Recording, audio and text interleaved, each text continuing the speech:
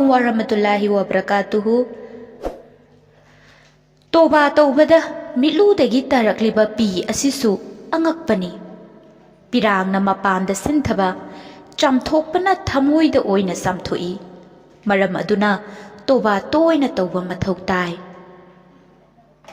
फत्तबा वखल हाइबा असि अकाइबा हीदा इसिंग खितंग खितंग संगलकपना मरम ओइरगा लुखिबगुंबनी। मागी फत्तबा वखल अदुना नोंमदी माबुसु मांगनखिगनी। नंगी असेंबा मरुप्ती नंगी आखिरत की दमकता खनवीरिबा अदुनी।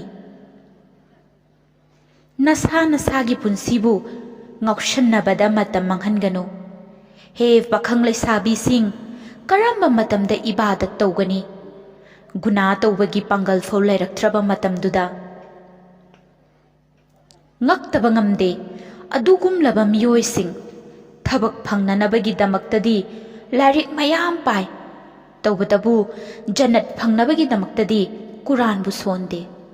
nakhoigi marupsing adubu afaba lambida chatnaba hayu mana nangbu phana khalabasu fattana khankhrabasu। nupi haiba asi lairanggumbani makhoigi magun khangu makhoida tathi tawoina tawbiganu maramdi nakhoigi nayumgi magun laiteng asi makhoina haplibani।